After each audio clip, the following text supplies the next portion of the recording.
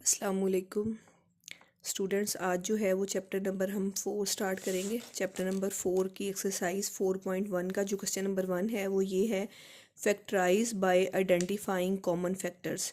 हमने इनको फैक्टराइज करना है। कैसे फैक्टराइज करना है? इनके कॉमन फैक्टर्स को आइडेंटिफाई करके। अब फैक्टराइज करना का बेटा मतलब क्या होता है? हमने अक्सर देखा है कि हम कहते हैं कि आप 10 के फैक्टर्स बताएं। हम आपसे कहते हैं कि बेटा 10 के फैक्टर्स बताएं, तो आप क्या करते हैं? आप कहते हैं कि टीचर 1 भी है 10 का फैक्टर है, क्योंकि 1 जो है वो 10 ज़ार 10 होता है। उसके बाद आप कहते हैं टीचर 2 भी 10 का फैक्टर है, क्योंकि 2 5 ज़ार 10 होता है। आप कहते हैं कि टीचर 1 2 5 और 10 जो है वो 10 के फैक्टर्स हैं। तो फैक्टर्स का मतलब यही होता है कि उनको क्या कर दिया जाए, तोड़ दिया जाए, उनके इनके हिस्सों में तब्दील कर दिया जाए। अब ये तो एक नंबर्स हैं, तो एक नंबर में जो है वो ये इसके फैक्टर्स आ गए। अब हमने क्या करना है, इन जो ये नंबर्स जो ऐड और सब्ट्रैक्ट हो रहे हैं, हमने इन दोनों में से देखना है कि कौन सा नंबर जो है इन दोनों में कॉमन है। इन दोनों नंबर्स का कौन सा फैक्टर जो है वो कॉमन है। ठीक है, अब ये देखें ना, ये फैक्टर्स हैं, यानी 1 फैक्टर कॉमन है, 2 फैक्टर कॉमन है, 5 फैक्टर कॉमन है, या इसके मुताबिक हम देखते हैं। अब यहाँ पे जो है इसका फर्स्ट पार्ट अगर हम देखते हैं तो वो हमें कह रहा है 6x प्लस 12 हमें दे रहा है। अब 6x प्लस 12 में हमने ये देखना होता है कि इन दोनों में के पास कॉमन फैक्टर कौन सा है। अब ये देखेंगे बेटा, पहले तो हमने नंबर को देखना है कि यहाँ पे 6 है और यहाँ पे 12 है। अब इन दोनों में जो है वो हम देखेंगे कि 2 का टेबल जो है वो कॉमन है, 3 का टेबल कॉमन है, 4 का टेबल कॉमन है, 5 का टेबल कॉमन है, 6 का टेबल कॉमन है। अब देखेंगे कि 2 का टेबल भी दोनों के पास आता है। 2 3 ज़ार 6 और 2 6 ज़ार 12। ठीक है, फिर उसके बाद अगर हम 4 का टेबल देखते, सॉरी 3 का टेबल देखते हैं, तो 3 का पहाड़ा भी इन दोनों में आता है। 3 2 6, 3 4 12। उसके बाद हम क्या कर दें, 4 का देखें तो 4 दोनों में नहीं आता, फिर 5 नहीं होता, फिर 6 का पहाड़ा दोनों के पास आता है। अब हमने ये देखना है कि हमने इसमें से 2 कॉमन लें, 3 कॉमन लें, या अब आने वाला 6 कॉमन लें। तो कॉमन फैक्टर जो सबसे बड़ा होता है वो हमने लेना होता है। 2 3 को हम स्किप करके हम कौन से फैक्टर की तरफ जाएंगे? 6 फैक्टर की तरफ जाएंगे। मतलब 6 का पहाड़ा जो है वो हम कॉमन लेंगे, यानी 6 इन दोनों के पास 6 का पहाड़ा है। अब 6 हमने जब यहाँ से कॉमन ले लिया तो यहाँ पे 6 एकम 6, 6 1 ज़ार 6, यहाँ पे सिर्फ x रह गया। और अब हमें ये देखना है कि 6 के टेबल में 12 कहाँ आता है। तो 12 कहाँ आता है? 6 2 ज़ार 12 होता है। अब बच्चे क्या करते हैं, आमतौर पर कॉमन जब लेते हैं तो यहाँ पे तो वो समझते हैं कि 6 का 6 ही बाहर आ गया है, तो इसलिए यहाँ पे 6 नहीं लिखा। और इस 12 में से जब 6 बाहर आएगा तो यहाँ पे शायद 6 बच जाएगा। बेटे हम 12 में से 6 बाहर नहीं ले रहे, बल्कि हम क्या कर रहे हैं, 12 का जो है वो देख रहे हैं कि 6 के टेबल में 12 कहाँ आता है। मतलब यहाँ पे आपने कौन सा यहाँ पे आपने टेबल कॉमन लेना है, नंबर्स कॉमन नहीं लेने, टेबल कॉमन लेना है। यानी 6 1 ज़ार 6 और 6 2 ज़ार 12।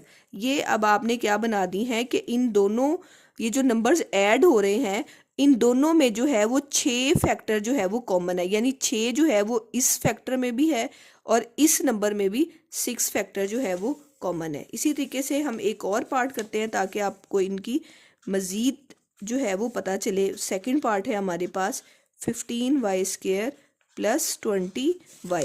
अब देखें बेटे, अब इसमें सबसे पहले उसी तरीके से हम क्या करेंगे, पहाड़ा कॉमन लेंगे।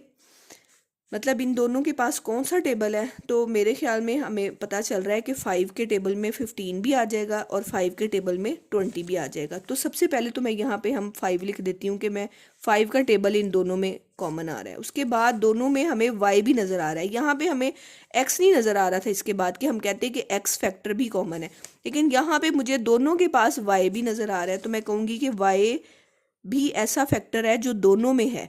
अब 5 के टेबल में 15 कहाँ आता है, आपने ये देखना है। ये नहीं कि 15 में से 5 बाहर आ गया तो यहाँ पे 10 रह गया, ऐसा नहीं है।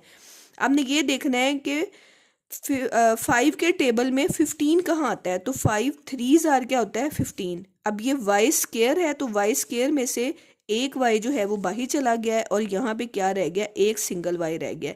आगे जो भी यहाँ पे साइन होगा वो लगा दिया जाएगा। फिर हमने ये देखना है कि 5 के टेबल में 20 कहाँ आता है। तो आपको पता है बेटा 5 4 ज़ार 20 होता है, और ये इसके पास एक ही y है जो कि y हमने बाहर कॉमन फैक्टर ले लिया है। अब यहाँ पे और y नहीं है कि यहाँ पे लिखा जाए, तो ये ब्रैकेट जो है वो हम क्लोज कर देंगे।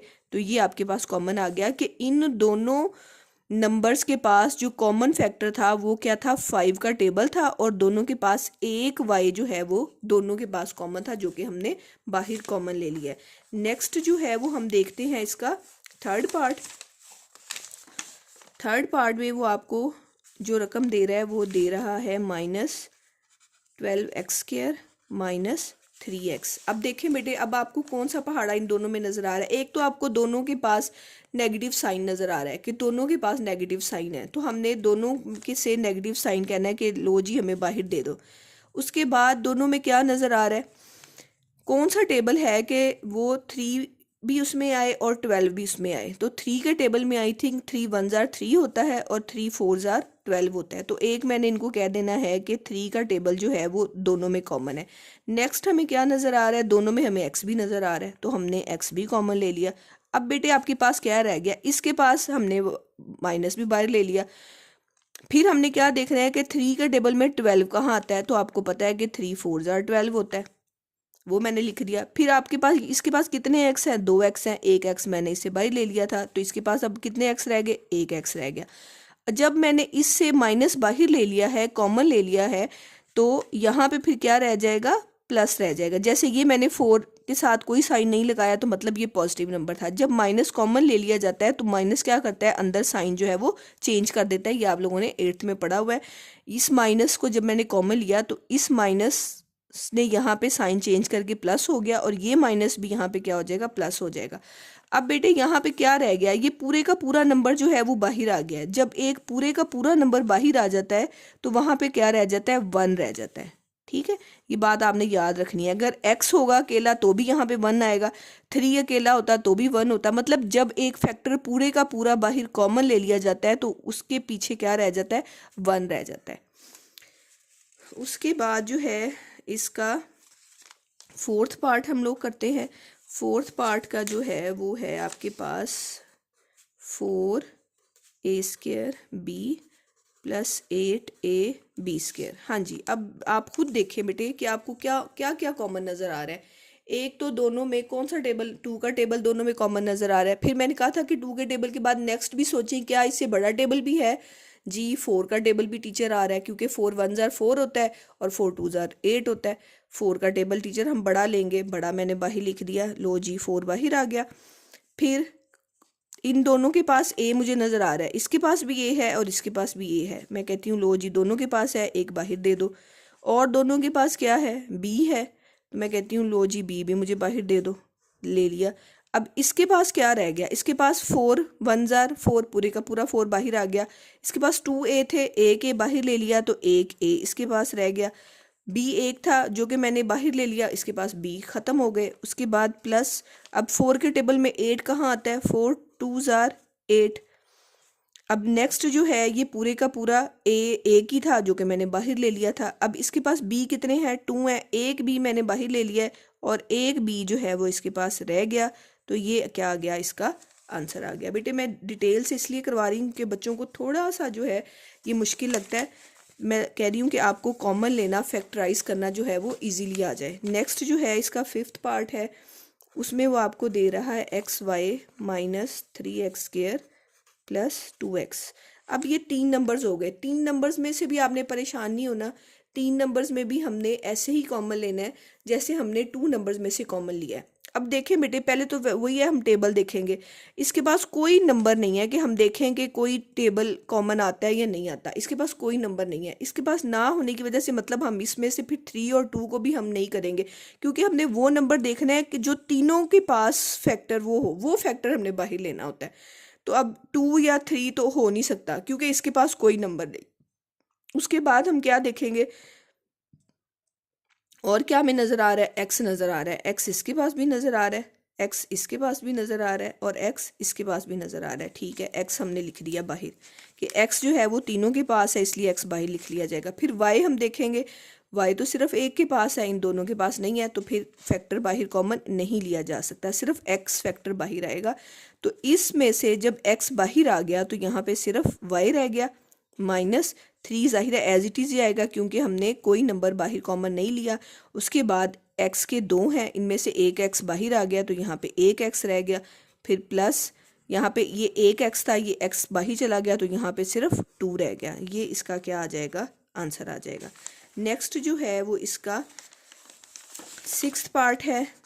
6th पार्ट में जो है क्वेश्चन वो हमें दे रहा है 3a² b minus 9ab² plus 15ab। अब यहाँ पे बेटे आप देखें, चेक करें सेम मेथड कि सबसे पहले आप देखेंगे कि इनमें से कौन सा पहाड़ा जो है वो इन तीनों में डिवाइजिबल है। अब हम 3 देखते हैं क्योंकि 3 नंबर सबसे छोटा है तो छोटे नंबर ही हमने कॉमन लेना होता है। तो 3 के टेबल में 3 1 जार 3, 9 के में भी 3 3 जार 9 हो जाएगा और 15 में भी 3 5 जार 15 हो जाएगा। लो जी, हमें पता चल गया कि 3 का टेबल जो है वो हम कॉमन ले सकते हैं। उसके बाद हमने देखा a इसके पास भी है, a इसके पास भी है और a इसके पास भी है, a भी हमने बाहर ले लिया। फिर हमने b चेक किया, b इसके पास भी नज़र आया, इसके पास भी नज़र आया, इसके पास भी नज़र आया, b भी। और लेना बेटा कितने a या कितने b होते हैं, जो कम से कम होते हैं वो कॉमन लिए जाते हैं। क्योंकि इसके पास अगर 2a है तो इसके पास तो 2a नहीं है कि हम 2 इससे भी ले लें। जो छोटा फैक्टर होता है वो हमने बाहर लेना होता है। अब यहाँ पे बेटे हमने ये 3 भी बाहर आ गया, इन 2a में से एक a भी बाहर आ गया, बाकी क्या बच गया, एक a बच गया। ये b एक ही था जो कि बाहर आ गया तो यहाँ पे कोई b नहीं बचा। नेक्स्ट जो है वो अब 3 के टेबल में 9 कहाँ आता है, 3 3 जार 9। फिर ये a पूरे का पूरा एक था, वो पूरे का पूरा बाहर चला गया। b 2 थे, एक भी बाहर चला गया, एक भी इसके पास रह गया। प्लस फिर 15, 3 के टेबल में 15 कहाँ आता है, 3 5 जार 15। ये a एक था, वो एक बाहर चला गया, ये b भी एक था, वो भी बाहर चला गया। मतलब अब इसके पास a और b एक एक थे जो कि बाहर कॉमन फैक्टर में चले गए, तो ब्रैकेट क्लोज हो गई और ये आपके पास इसका क्या आ गया, आंसर आ गया। मैंने बेटे आप लोगों को क्वेश्चन नंबर 1 जो है वो डिटेल से करवाया है कि कैसे आपने किसी भी प्लस या माइनस, जो 2 या 2 से ज़्यादा नंबर्स प्लस या माइनस हो रहे होते हैं, उनमें से हमने कोई भी फैक्टर कैसे कॉमन लेना है। थैंक यू बेटे।